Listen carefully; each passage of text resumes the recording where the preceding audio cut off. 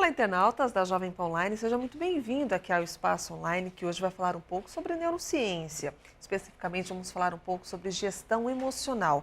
Quem está aqui conosco é uma especialista no assunto, a Vera Martins. Ela que é consultora em desenvolvimento humano, ela também é neurocoach e também autora de 2 livros, o Seja Assertivo e também o Tenha Calma, que é o próximo livro que você acompanha aí no seu monitor. Vera, muito obrigada pela sua presença aqui na Jovem Pan Online e uma boa tarde para você. Boa tarde, Luciana. Boa tarde a todos os internautas, Os né? internautas. Vera, hoje nós vamos falar um pouco sobre gestão emocional. As pessoas até se confundem um pouco com outro tema muito conhecido, que é o inteligência emocional. A gente pode diferenciar as duas coisas ou, na verdade, elas acabam se encaixando? Olha, na verdade, gestão emocional significa administrar bem as suas emoções, não é? E a inteligência emocional também tem a ver com a gestão emocional. Então, elas estão muito próximas. Vamos dizer que não sejam as mesmas, mesmo conceito, né? Mas eu diria que uma depende da outra, tá? Agora, falando em gestão emocional especificamente, que é o tema do nosso encontro de hoje, o que nós precisamos para ter, justamente, para chegarmos a esse nível de consciência? Ok. Bom, a gestão emocional nada mais é do que de você, primeiro, considerar que emoção faz parte do ser humano, né, Luciana? Sim, é verdade. Nós temos emoções, não adianta negar, falar que negócio, olha, deixa a emoção guardada na gaveta. Tem muita gente que fala isso. Então, não é por aí que nós vamos administrar emoções, vamos gerenciar e trazer esse equilíbrio e ter essa inteligência emocional. Tá ok? Então, gerenciar emoções é dar à emoção o tamanho que ela merece. E nem mais nem menos. Não deixar que ela caia no exagero. Tá? Por exemplo, uma pessoa que fica com raiva e acaba tendo ataque de fúria, o que está acontecendo? Nesse caso, é preciso ter uma gestão emocional? Sim, porque a pessoa extrapolou. Nesse sentido, a emoção, a gente pode dizer que ela passa a ter uma graduação de tóxico. Ela passa a ser tóxica para todo o nosso organismo, para o nosso emocional, para o nosso mental, ou seja, o prejuízo é grande quando ela não é bem administrada. E também ficar negando a emoção também não é uma forma de dizer que você está gerenciando essas emoções. Ok? Então, a gestão emocional exige essa autoconsciência, de falar, não, eu estou sentindo alguma coisa e eu devo olhar para essa emoção porque eu estou sentindo no meu corpo, que é o primeiro sinal, né? Uhum. Nós vamos sentir que a gente está tomado pela emoção por uma reação corporal mesmo, você sente no corpo. Muitas vezes, né, você fica, por exemplo, quando a gente fica com vergonha, fica com medo, o rosto fica todo. Tem gente que fica vermelho e se entrega. A gente fala, nossa, e você capta isso, né, no outro, que ele está realmente tomado pela emoção. Então, gerenciar emoções é exatamente ter essa consciência dessa emoção, trazê-la para o consciente, pensar sobre ela, avaliar cognitivamente, vamos dizer assim, e trazê-la para o equilíbrio. Esse é o mecanismo, hein? É interessante, inclusive, Vera, você comentar isso, porque tem muitas pessoas que imaginam que gerenciar emoções, muitas vezes, é não deixar que elas transpareçam. Muitas pessoas gostam de ter uma postura firme, não deixar transparecer absolutamente nada, nada que desmereça a qualidade, a posição e até o cargo daquela pessoa. Ou seja, quando a pessoa imagina que está gerenciando suas emoções, na verdade, ela apenas está encobrindo as suas emoções. Perfeito, Luciana. Isso é uma colocação muito boa, porque tem muita gente que acredita exatamente nisso.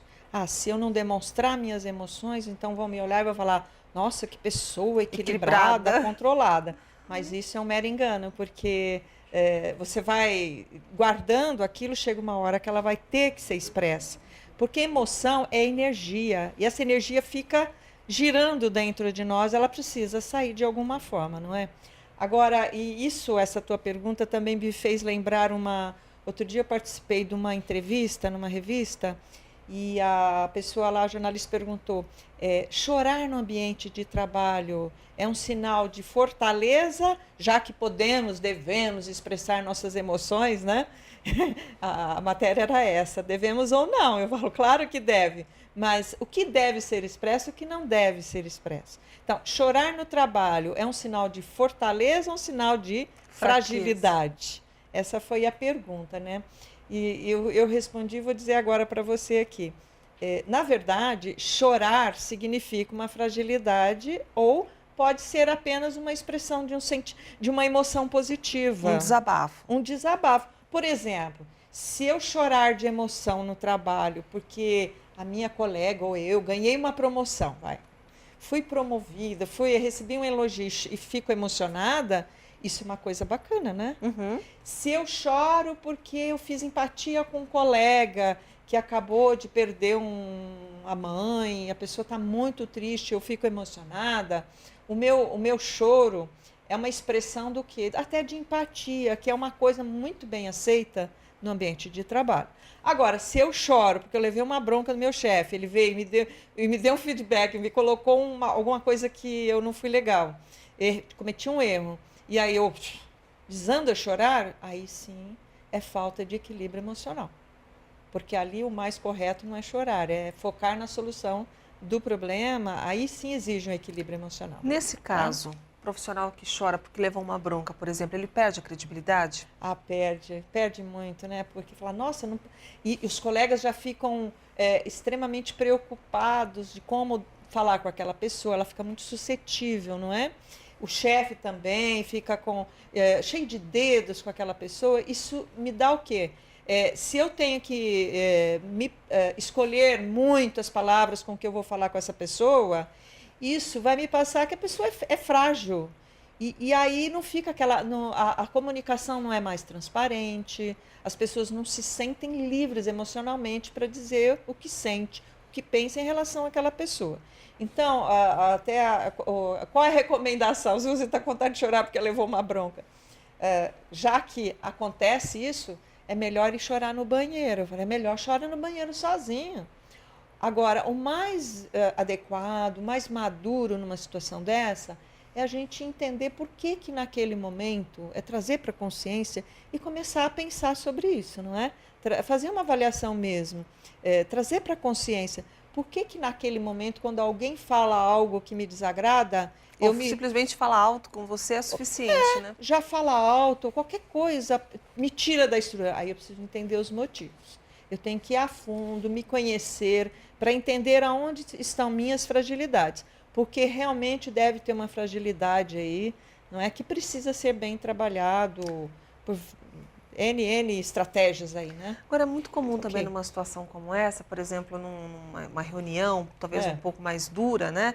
Com o seu chefe, com o seu superior, ele te cobrar alguma coisa, obrigar por alguma coisa, e você naquela hora não chora, mas você também não consegue responder à altura, você não consegue se justificar, você não consegue encontrar resposta.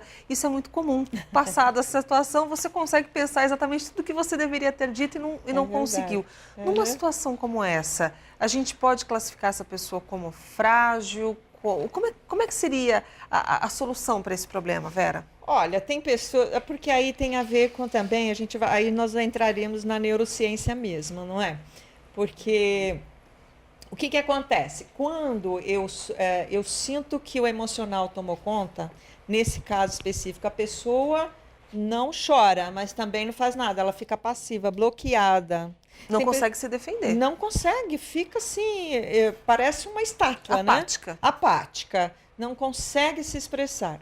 Isso significa o quê? Que a nossa área do cérebro, nesse momento, que é o sistema límbico é a área do nosso cérebro que é responsável pelo nosso emocional.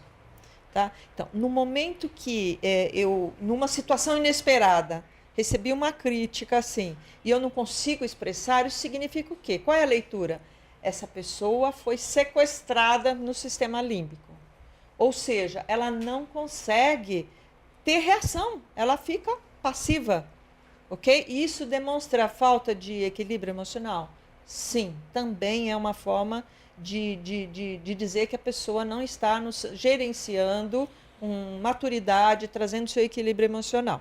Ficar quieto não significa que eu tenho controle emocional. E tem muita gente que faz isso, tá certo?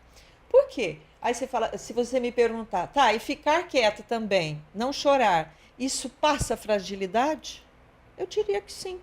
Porque o gestor está lá fazendo uma crítica, a pessoa não se expressa, não se defende, não se posiciona, ele vai, no mínimo ele vai achar, ela está concordando que ela é incompetente, ela é passiva, ela não consegue se posicionar, então também é uma forma de expressão inadequada das suas emoções. Tá? Isso acontece. Nós estamos conversando aqui na Jovem Pan Online com a Vera Martins, ela que é consultora em desenvolvimento humano, é neurocoach e também autora de 2 livros, Seja Assertivo e Tenha Calma. Se você quiser conhecer um pouco mais, os livros estão aparecendo neste momento aí no seu monitor. Se você quiser conhecer um pouco mais sobre a nossa convidada, você pode consultar este site que aparece aí no seu monitor, o www.assertiva.com.br. No próximo bloco a gente volta a conversar com Vera Martins aqui no Espaço Online. Até já.